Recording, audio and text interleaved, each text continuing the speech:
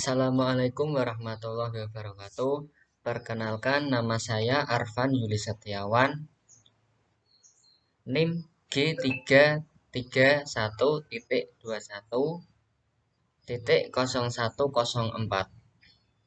Program Studi Ilmu Komunikasi, Fakultas Teknologi Informasi dan Komunikasi, Universitas Semarang.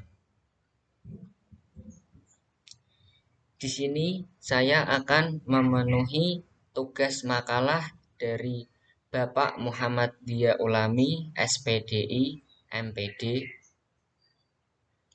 Sini saya akan mempresentasikan hasil makalah saya yang berjudul Hakikat Penciptaan Manusia. Pendahuluan latar belakang. Hakikat menurut bahasa berarti kebenaran atau sesuatu yang sebenar-benarnya dari segala sesuatu. Dapat juga diartikan bahwa hakikat itu adalah inti dari sesuatu atau yang menjadi jiwa sesuatu. Kata hakikat adalah dari bahasa Arab al-haq yang artinya hak. Makna hak yang menjadi kata dasar hakikat adalah benar. Istilah hakikat adalah berkaitan dengan pemikiran dan ungkapan hingga menjadi seperti konvensi. Hakikat adalah rahasia yang paling dalam dari segala amal. Dan begitu juga pengertian manusia. Manusia adalah makhluk yang paling sempurna yang pernah diciptakan oleh Allah Subhanahu wa Ta'ala. Kesempurnaan yang dimiliki manusia merupakan suatu konsekuensi fungsi dan tugas mereka sebagai khalifah di muka bumi ini. Al-Quran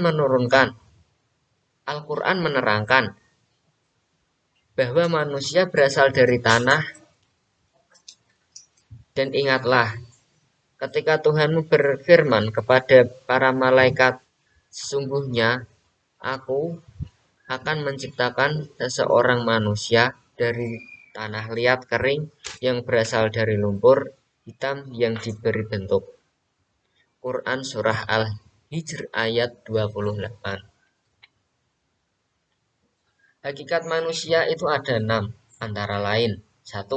Makhluk yang memiliki tenaga dalam 2 individu yang memiliki sifat rasional. 3. Seorang yang mampu mengerahkan dirinya ke tujuan yang positif. 4. Makhluk yang dalam proses mengerahkan dirinya ke tujuan yang baik. Pembahasan. Dalam bagian ini dibahas teori-teori yang berkaitan dengan beberapa pandangan terkait hakikat manusia, meliputi beberapa pandangan yang sedikit banyaknya memberikan gambaran yang lebih jelas tentang apa sebenarnya yang dimaksud dengan hakikat manusia. Hakikat manusia adalah keyword yang mampu dipahami terlebih dahulu. Bila kita ingin memahami pendidikan, untuk itu perlu kiranya melihat secara lebih rinci tentang beberapa pandangan mengenai hakikat manusia. Yang nomor 1 nih, pandangan menurut pandangan psikoanalitik. Dalam pandangan psikoanalitik, diyakini bahwa pada hakikatnya manusia digerakkan oleh dorongan-dorongan dari dalam dirinya yang bersifat instinktif.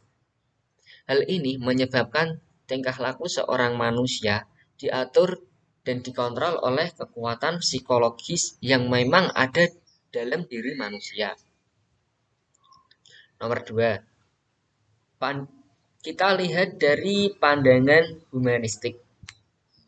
Para humanistik menyatakan bahwa manusia memiliki dorongan-dorongan dari dalam dirinya untuk menggerakkan dirinya mencapai tujuan yang positif.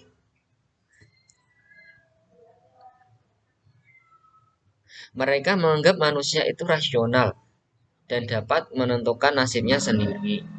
Hal ini membuat manusia itu terus berubah dan berkembang untuk menjadi pribadi yang lebih baik dan lebih sempurna. Manusia dapat pula menjadi anggota kelompok masyarakat dengan tingkah laku yang baik. Mereka juga mengatakan, selain adanya dorongan-dorongan tersebut, manusia dalam hidupnya juga digerakkan oleh rasa tanggung jawab sosial, keinginan mendapatkan keinginan sesuatu. Dalam hal ini, manusia dianggap sebagai makhluk individu dan juga makhluk sosial. Isi wujud hakikat manusia. Karakteristik manusia.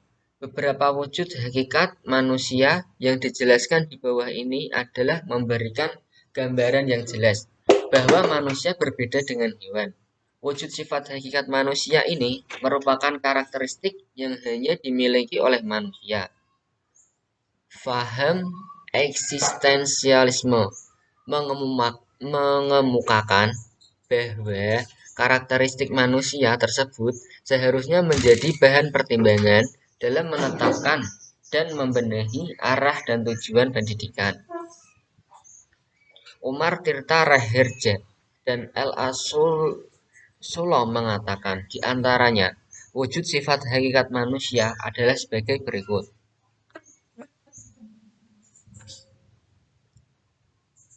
1. Kemampuan menyadari. Diri manusia memiliki kemampuan untuk sadar diri atau juga manusia harus sadar terhadap dirinya sendiri. Hal ini membuat manusia bisa beradaptasi dengan lingkungannya, baik itu lingkungan berupa individu lainnya selain dirinya maupun lingkungan non-pribadi atau benda. Kemampuan ini juga membuat manusia mampu mengeksplorasi potensi-potensi yang ada dalam dirinya melalui pendidikan. Yang nomor 2, kemampuan bereksistensi. Manusia memiliki kemampuan untuk bereksistensi. Kemampuan ini manusia menyadari bahwa dirinya memang ada dan eksis. Bahwa manusia dirinya memang ada dan eksis. Dalam ini manusia punya kebebasan dalam keberadaannya. Berbeda dengan hewan di kandang atau tumbuhan di kebun yang ada, tapi tidak menyadari keberadaannya, sehingga mereka menjadi onderdil dan dari lingkungannya.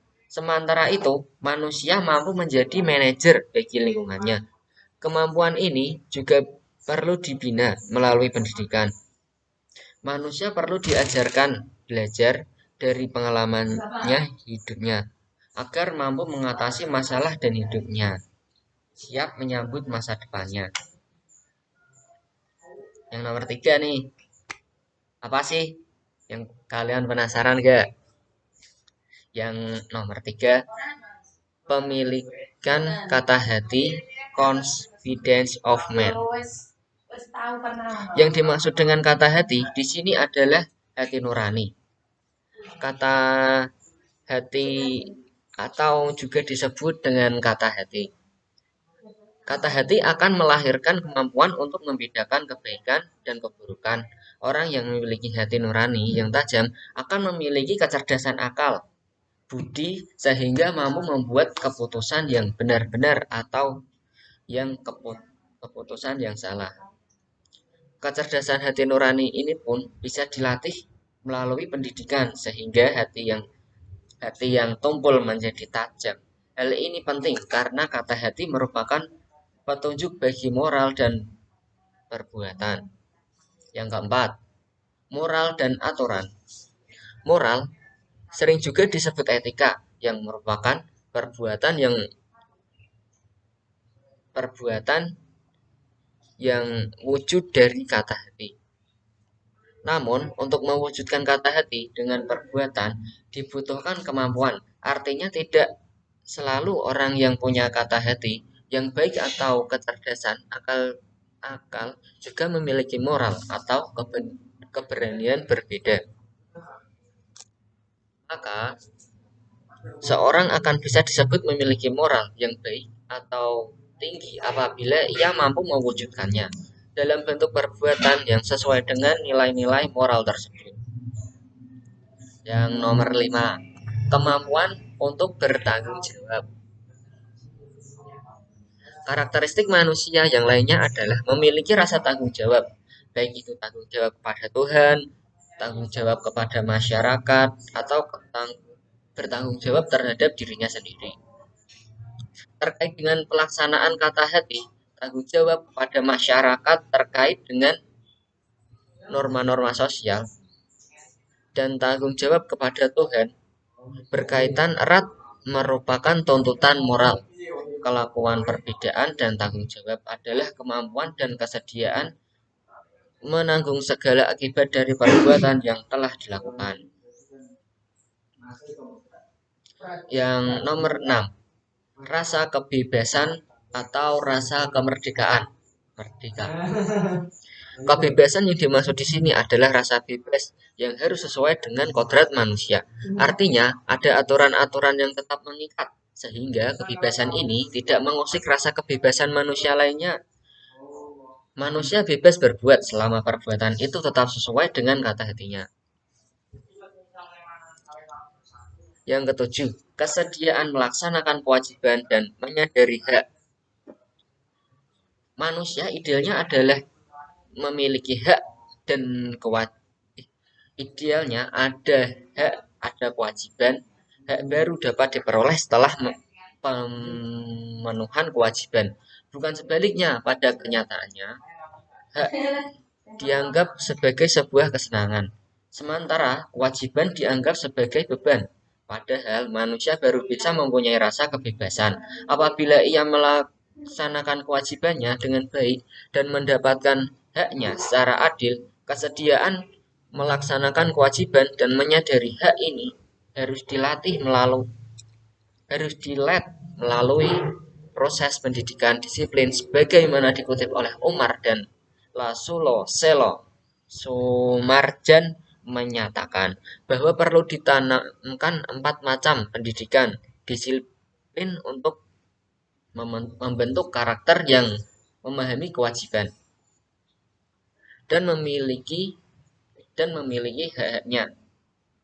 Yang nomor 1, disiplin rasional yang bila dilanggar akan melahirkan rasa bersalah. Yang kedua, disiplin sosial yang bila dilanggar akan menyebabkan rasa malu.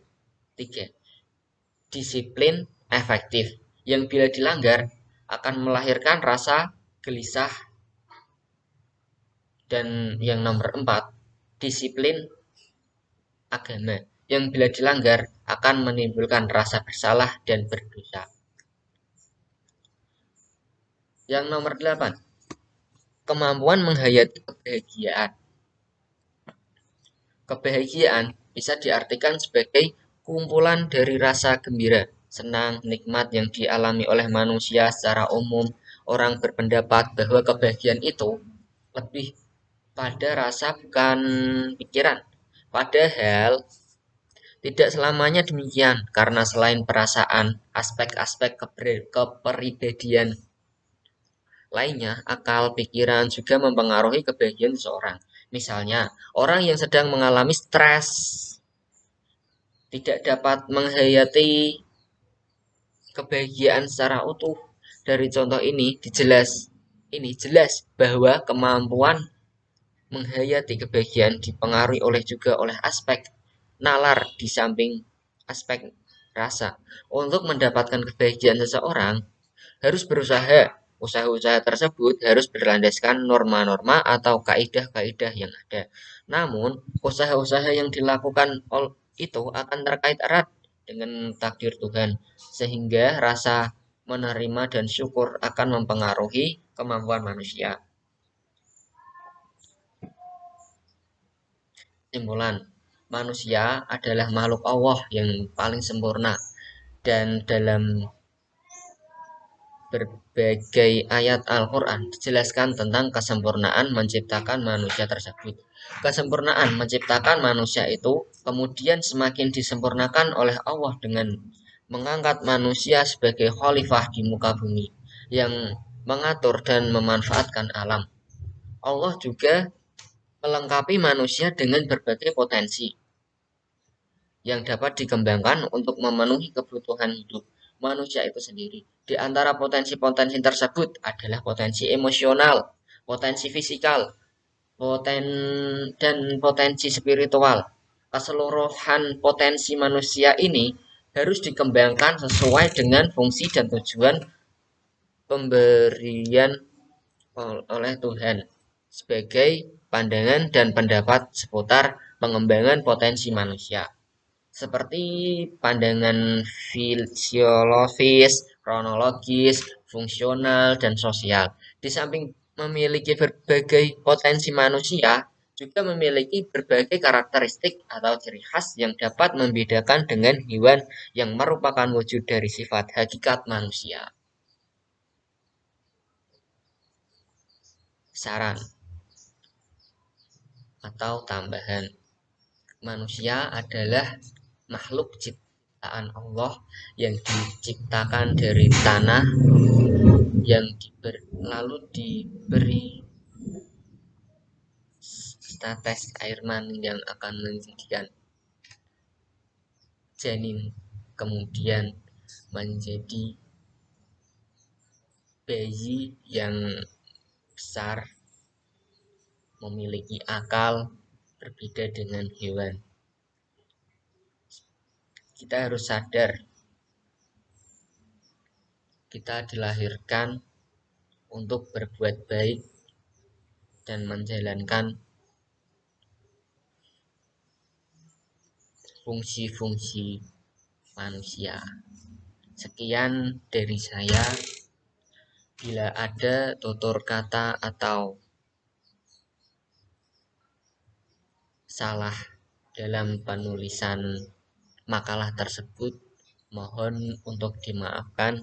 Sekian dan terima kasih. Wassalamualaikum warahmatullahi wabarakatuh.